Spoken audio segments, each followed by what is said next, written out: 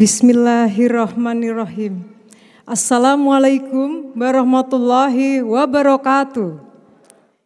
Yang saya hormati Presiden Republik Indonesia, Menteri Pendidikan Dasar dan Menengah, Menteri Pendidikan Tinggi, Sains dan Teknologi, Dirjen Pendidikan Tinggi, Ristek Kementerian Pendidikan Kebudayaan Ristek Teknologi Republik Indonesia, Kepala LL Dikti Wilayah 3 DKI, Ketua Umum Pimpinan Pusat Muhammadiyah, Ketua Majelis Diklikbang Pimpinan Pusat Muhammadiyah, Ketua Pimpinan Wilayah Muhammadiyah DKI Jakarta, Ketua dan anggota BPH UMJ, Rektor dan Wakil Rektor UMJ, Ketua dan anggota Senat UMJ, Ketua dan anggota Dewan Guru Besar UMJ, Dekan dan Wakil Dekan di lingkungan UMJ, Direktur dan Sekretaris Sekolah Pasca Sarjana UMJ, Guru Besar Tamu dari Universitas Negeri Jakarta, Biro Umum KSU, Sumber Daya Insani, Badan Penjamin Mutu, Kaprodi, dosen, tenaga kependidikan, mahasiswa, dan alumni UMJ.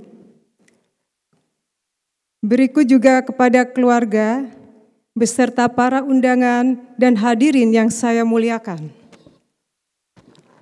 Hadirin yang saya hormati, alhamdulillahirabbil alamin. Puji syukur kita panjatkan kehadirat Allah Subhanahu wa taala, Tuhan semesta alam, atas segala kelimpahan karunia dan rahmat-Nya, dan sholawat serta salam kita haturkan kepada Nabi besar Muhammad sallallahu alaihi wasallam sebagai suri toladan dan rahmat bagi seluruh alam semesta.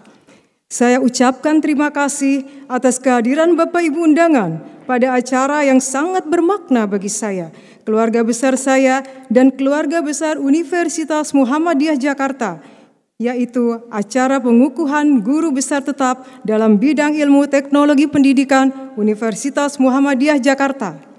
Pencapaian guru besar ini bagi saya dan keluarga adalah kebanggaan dan kebahagiaan. Sumbangsi saya untuk keluarga saya, keluarga besar Universitas Muhammadiyah, dan negara saya tercinta Indonesia.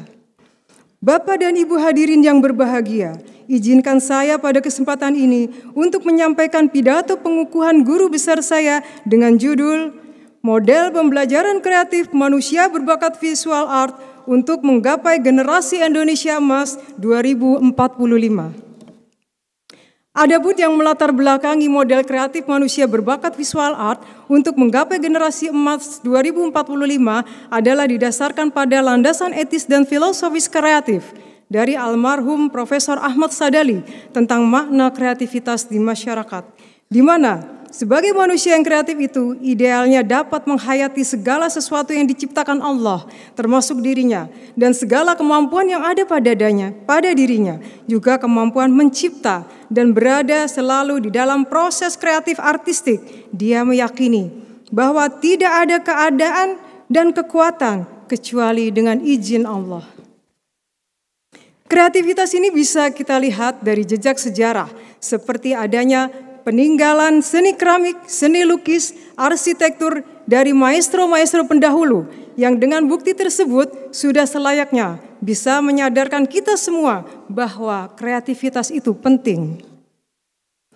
Berdasarkan penjelasan tadi, saya tergugah untuk menciptakan sebuah model pembelajaran. Oleh karena itu, kini saatnya kita menyingsingkan lengan, mempersiapkan pembelajaran kreatif manusia berbakat visual art untuk menjadi tulang punggung pembangunan menggapai kejayaan visual art untuk Indonesia Emas 2045.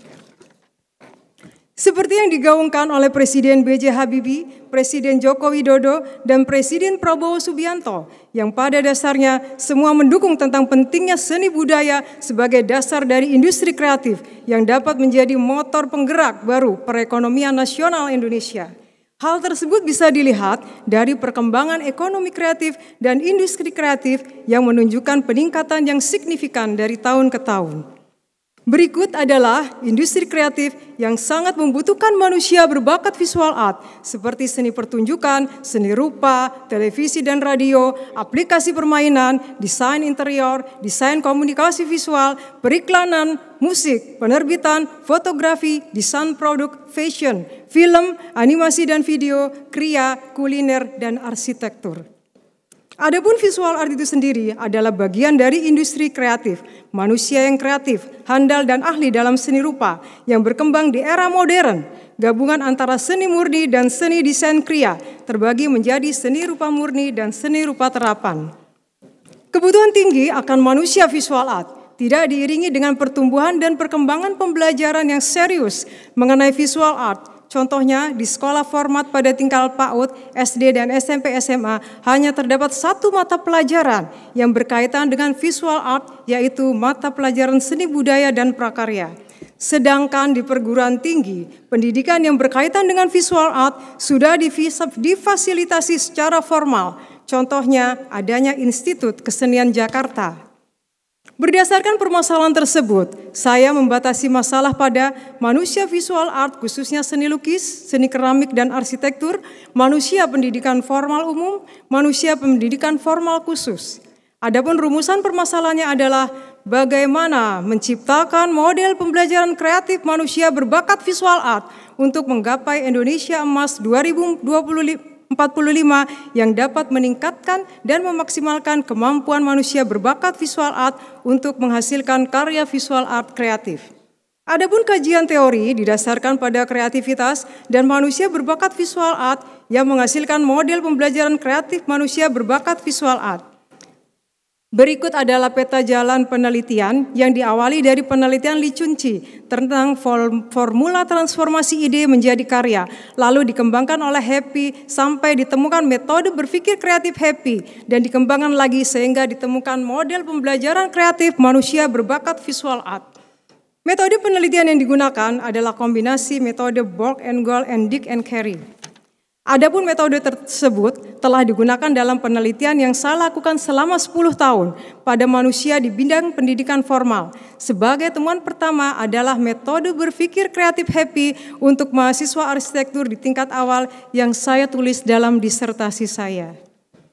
Dan inilah hasil dari penemuan pertama. Tersebut berupa 5 modul seri pembelajaran kreatif arsitektur yang pada tahun 2022 diterbitkan oleh penerbit Erlangga secara cetak dan e-book ke seluruh perpustakaan di seluruh Indonesia.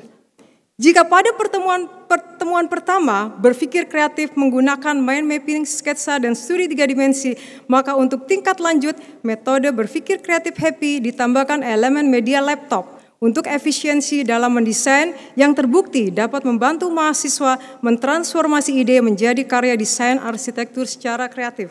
Namun, setelah menggunakan media laptop, ditemukan desain karya kreatif mahasiswa terlihat kaku dan kurang kreatif. Sehingga untuk menghasilkannya digunakan sketsa terlebih dahulu, untuk presisi baru menggunakan laptop.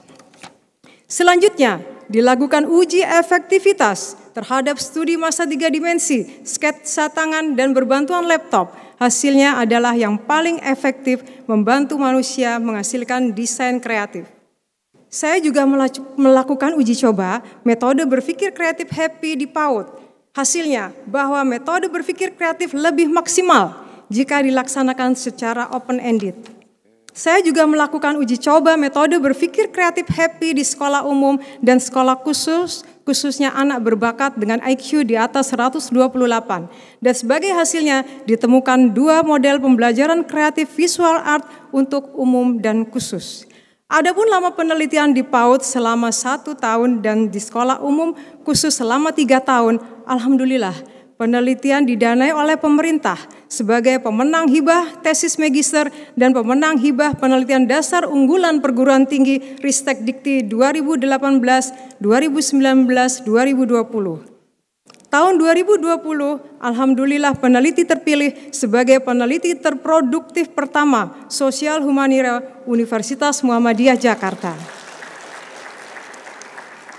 Inilah hasil uji coba model pembelajaran kreatif untuk anak berbakat visual art untuk sekolah umum. Inilah pengembangan model pembelajaran kreatif untuk anak berbakat visual art untuk sekolah khusus atau gifted. Berikut adalah para pakar yang mendampingi proses uji coba. Maestro Yori Antar, Maestro F. Widayanto Seni Keramik, Maestro Hanafi Seni Lukis, Prof. Pakar Teknologi Pendidikan, Profesor Agus Suradika, Profesor Robinson Sitomorang, Profesor Hadi, guru sekolah Bapak Iwan, Ketua Ikatan Pendiri Anak Gifted Ibu Yeni, dan pemilik sekolah Gifted Bapak Rikrik. Dan inilah aplikasi model pembelajaran kreatif anak berbakat visual art yang diwujudkan dalam 7 modul.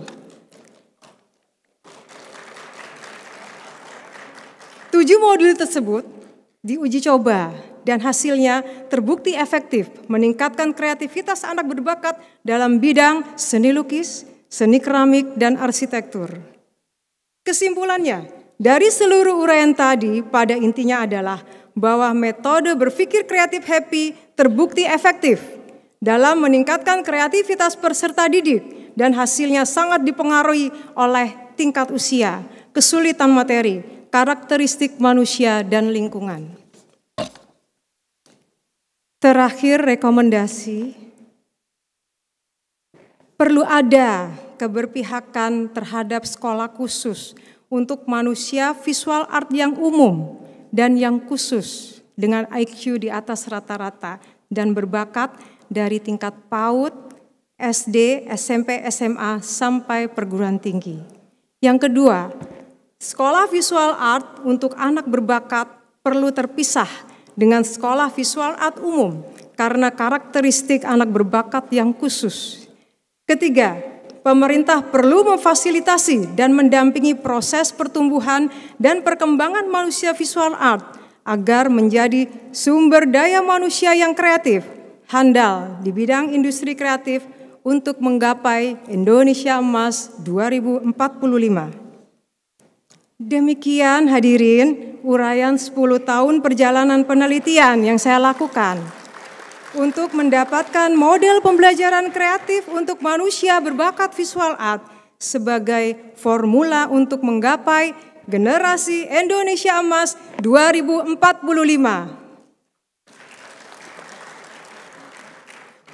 Ucapan terima kasih dengan penuh rasa hormat.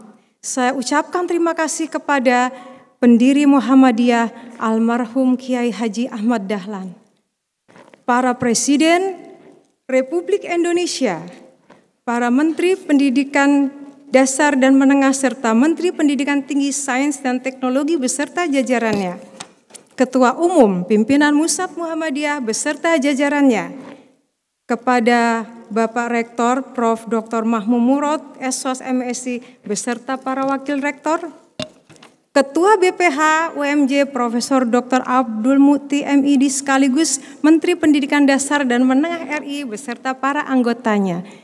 Selamat Prof. Kepada Ketua Senat Profesor Dr. Haji Masito Kustan MAG dan Sekretaris Senat Profesor Dr. Haji Budianto STMT beserta para anggota Senat. Berikut adalah para anggota Senat. Terima kasih juga kepada Direktur Sekolah Pasca Sarjana UMJ, Profesor Dr. Herwina Bahar MA, dan Sekretaris Dr. Iva Muzzaba MTP dan para dosen MTP dan MPI. Selamat datang para rekan dosen teknologi pendidikan. Selanjutnya, terima kasih kepada para maestro visual art, maestro keramik Bapak F. Widayanto, maestro arsitektur Bapak Insinyur Yori Antar, dan maestro seni rupa Bapak Hanafi. Tak lupa saya ucapkan terima kasih yang setulus-tulusnya kepada yang tercinta kedua orang tua saya, Papa almarhum Haji Kuswiono dan Mama Hajah Sri Hidayati. Suami saya tercinta, Insinyur Siswo Budiono, putra tersayang Muhammad Syauki, beserta adik-adik tercinta Irin Kuswindasari, Pramita Tresnasari, dan Muhammad Aldian Bastomi. Terima kasih yang setulus-tulusnya kepada Bapak dan Ibu mertua tercinta, almarhum Bapak Haji Dalimin Sumarmo dan almarhum Ibu Hajah Suparni. Terima kasih juga kepada kedua keluarga Ade Irin, Ade Ipar dan keponakan, Dek Tita dan keluarga Muhammad Aldian Bastomi. Terima kasih juga yang setulus-tulusnya kepada keluarga besar Madiun, kepada keluarga besar Kebonagung, dan kepada keluarga besar Maleer. Terima kasih juga saya sampaikan kepada yang terhormat guru mengaji saya, Habib Lutfi bin Yahya beserta keluarga, Kiai Haji Insinyur Nur Hadi Syafi'i beserta keluarga. Terima kasih saya sampaikan kepada guru-guru saya dari SD, SMP, SMA, S1, S2, serta dosen-dosen saya S3 yang hadir dan saat ini yang tercinta Profesor Dr. Diana Nomida Musnir MPD. Terima kasih saya sampaikan juga kepada yang terhormat Direktur CEP Insinyur Muhammad Jainur MM dan beserta istri Mbak Lita dan Komisaris CEP Bapak Oki Sulistianto beserta keluarga dan beserta jajarannya. Tak lupa saya ucapkan terima kasih kepada asisten saya yang selalu siap membantu dan seluruh mahasiswa Magister Teknologi Pendidikan Fakultas Ilmu Pendidikan, serta mahasiswa Arsitektur Universitas Muhammadiyah. Mohon maaf yang sebesar-besarnya jika ada nama-nama yang tidak disebutkan karena berkaitan dengan keterbatasan waktu. Semoga apa yang saya paparkan membawa manfaat yang sebesar-besarnya. Terima kasih. Wassalamualaikum warahmatullahi wabarakatuh.